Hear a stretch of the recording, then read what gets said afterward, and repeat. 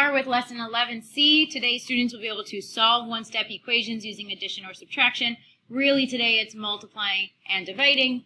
Students will be able to translate equations from word phrases and identify properties used when solving equations. Don't mind that bell. This is important for science problems involving forces acting upon objects. And you'll see right here, I'd like you to copy down again the steps to solve.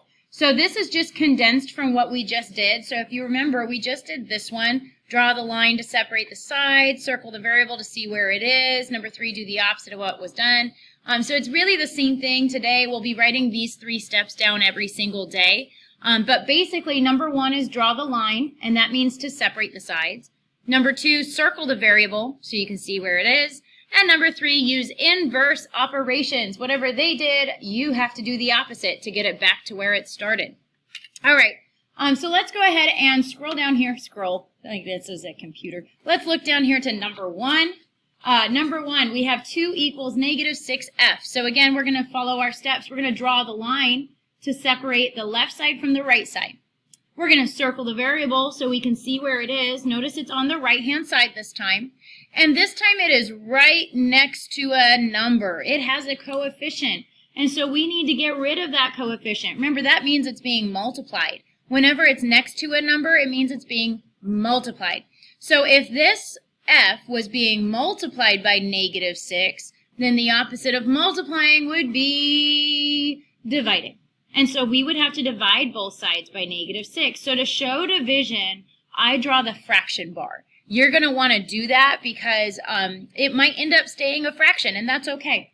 So I'm going to divide by negative 6, and whatever I do to one side, I have to copy onto the other so that everything stays balanced. Remember that little balance beam that we drew. And this is using the division property of equality, by the way. That just tells me it stays balanced. I'm going to bring down the equal sign down here, and I'm going to work on the right-hand side first. Negative 6 divided by negative 6 equals 1, because I could cross out each of these and write a 1. And a negative divided by a negative is a positive, so I'd have positive 1f. So I just write f. That means it's now isolated. It's by itself. 2 over negative 6, I can reduce by 2's. And so I know I'll get 1 over negative 3, but I'm going to throw that negative in the front. So I'm going to just throw that negative in front of the fraction because it can float to the top number or the bottom number or just be applied to the whole thing. So negative 1/3 is our answer here. F is equal to negative 1/3. I didn't even need to use the side work this time. All right, now my check. We always want to check our answers. So I'm going to take that original problem, 2 equals negative 6, but instead of this f, I'm going to take out what was circled and fill in my answer, negative 1/3. And you'll notice I fill it in with parentheses around it so that I can see what operation has to be done. Because this is right next to each other, that tells me I'm going to multiply. Remember, negative 6 is really negative 6 over 1. And so that means I would have 2 equal to negative, well, negative times a negative is a positive. 6 times 1 is 6. 1 times 3 is 3. And I know 6 divided by 3 is going to be equal to 2. Will the 2 come out equal to 2? Yes. So we know our answer is correct. All right, let's try the next one. Draw the line, circle the variable, and we need to do the opposite. Right now, it shows this. Remember, that means divide. So this says t divided by negative 12. So since they took this t and divided it by negative 12, I need to do the opposite. I need to multiply. So you could either do that, or I usually draw the dot to show multiplication. I'm going to multiply this side by negative 12. Now, I draw it up top because I know that if I have the same number up top and on bottom, then I can cross them out to 1s. So this is multiplied by negative 12, and I'm going to multiply this side by negative 12. Because remember, whatever you do to one side, you have to do to the other to keep it balanced. Now, these negative 12s are going to cancel out to 1s, and so I'll just be left with t. And on this side, I've got to do some multiplying. 12 times 9. Now, I know a negative times a negative is a positive, so in my side work, I'm going to work out 12 times 9. 9 times 2 is 18. 18, carry the 1. 9 times 1 is 9, plus 1 is 10. And so I would get 108. 108 is equal to T. Again, I put a box around my answer, and now I need to check my work. This means I should have negative 9 equals 108 divided by negative 12. So let's do that work. 108 divided by 12. Well, I can't take any 12s out of 10, so I have to guess and check here. I know 12 times 9 is 108 because I've already done that work. And so that means I would get negative 9 equals negative 9, and so that all checks out. I know my answer is correct. Again, you should get 100% on all of these assignments because you are always going to check your work. Draw the line, circle the variable. Again, I see the variable on the side. It's attached to a negative 9. Attached to means multiplied by, so n times negative 9 means I'm going to have to divide by negative 9. All right. On the right-hand side, negative 9 and negative 9 cancel out to 1s. So I'm just left with the n that I can pull down here. Negative 70 divided by negative 9. A negative divided by a negative is a positive. And let's see, is there anything that I can divide out of here? Well, no, I can't reduce that at all. You know what? I'm just going to leave it improper, 70 over 9. But I know that could be written as a mixed number. I could take out, 7 groups of 9, and I would have 7 left over. So I would have 7 and 7/9 if I wanted to write it as a mixed number. All right, so there's our answer. Let's go ahead and check. So my original problem said negative 70 equals negative 9, and I'm going to take out that n and replace it with 70 over 9. All right, now let's go ahead and do that multiplying. I'll bring down the negative 70 equals. Negative times a positive is a negative. And let's see, if this is over 1, I can cross reduce. I can take out one group of 9 there, one group of 9 there, and I'm left with negative 70. So this checks out. I know my answer is correct. All right, let's just look at some more of these. You'll see there's a whole lot of examples. So I'm going to start to move a little bit faster. Remember, you can always pause the video and go back and see how I got things. But I am going to move a little bit quickly now that we have a few more problems to do.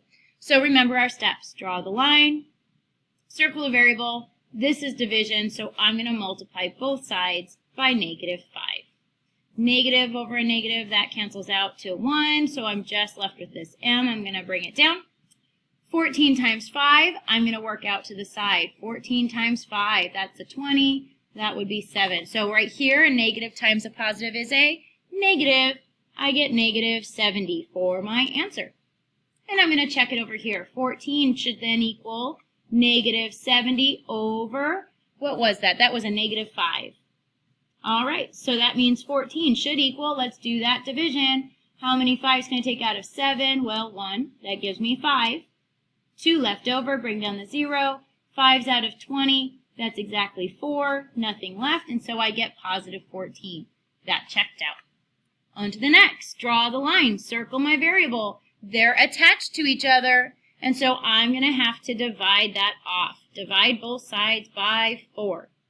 4 over 4 cancels out to a 1, and I'm left with x. Notice the x this time was on the left-hand side. So I work with wherever the variable is. I have to get rid of what's next to it. So that's why I'm working over here this time.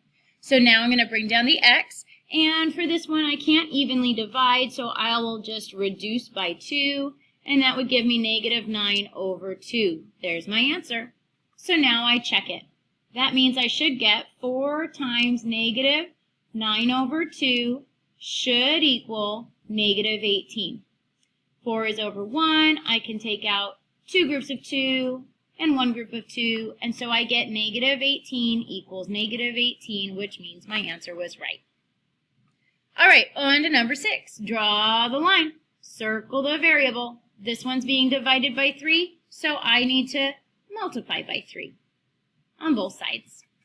3 over 3 cancels out to a 1, so I just have x equals negative 4 times 3 is negative 12. There's my answer. Now I check. I'm going to take out the x and put in a negative 12, put it over 3, and that should equal negative 4. So let's see, negative 12 divided by 3 is negative 4. And since negative 4 is equal to negative 4, I know that was the right answer. Check. On to number 7. See how fast these are? I love these. Draw the line, circle the variable. Oh, it's on this side. Attached to the variable is a 6. That means multiply by 6, so the opposite of that is divide both sides by 6. I'm going to go ahead and write this side first. I'm going to cancel out those 6's and just write the r. And over here, all I can do is reduce by 2's, and so I get 4 over 3 equals r. Now I check. So that means 8 should equal 6 times 4 over 3. And that time I'll pause. Hang on. Okay, so we're going to check this answer. So let's see. I can take out groups of 3. So how many 3's can I take out of 6? 2. How many 3's out of 3? 1. And 2 times 4 is 8. That checks out. We know our answer is right. On to the next. Draw the line. Circle the variable. It's on the left-hand side this time, being multiplied by 7. So I need to divide by 7 on both sides. So that means y will equal, let's see, 91 divided by 7. How many groups of 7 can I take out of 9? Well, I could take out 1. That gives me 7. 2 left over, bring down the 1. And how many groups of 7 out of 21? Well, that's 3. So I have nothing left, and so I get negative 13. There's my answer, so now let's check. I'm going to write down the 7, replace the y with my answer, and it should equal negative 91. All right, so that means I need to multiply 7 times 13, so let's check. 7 times 13, 7 times 3 is 21. 7 times 1 is 7, plus 2 is 9, and so I would get negative 91. So that was the answer. Y is negative 13. Only 5 more.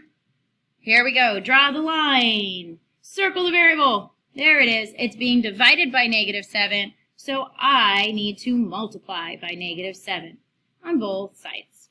Negative 7 divided by negative 7 is a 1, so all I have left to bring down is h equals, and 10 times negative 7 is negative 70. I'm saying that's the answer, so let's check. I'm going to replace that h with a negative 70 over negative 7. And it should equal positive 10, so let's think. Negative 70 divided by negative 7. Negative divided by a negative is a positive, and 70 divided by 7 is 10. And so that works out. I know I'm correct. Ooh, here's one from the last lesson. Draw the line, circle the variable. I see this time they are adding 10 to the variable. And so the opposite of adding 10 would be taking away 10 to get back to where it started. Negative 8 and negative 10, remember they're the same sign, and so we add them up. We get negative 18 should be equal to x. 10 minus 10 is 0. That's my answer, and so now I'm going to check. So that means negative 8 should equal x, we're saying is negative 18 plus 10. Bring down the negative 8 equals negative 18 plus 10. Do I have more negatives or more positives? Well, I have more negatives. How many more do I have? 8. So I know that checks out. All right, on to number 11. Draw the line. Circle the variable. It's being divided by negative 5, so I'm going to multiply by negative 5. Negative 5 times negative 4 is positive 20 equals, these negative 5's cancel out to positive 1, and all I have left is b. So that in my check means negative 4 should equal 20 over negative 5. 20 over negative 5. 20 divided by negative 5 is negative 4. That checks out. Number 12, draw the line, circle a variable. Right now they are subtracting 11 from this variable, so I will add 11 to both sides. That makes that go away. I get y equals, well, do I have more positive or more negative?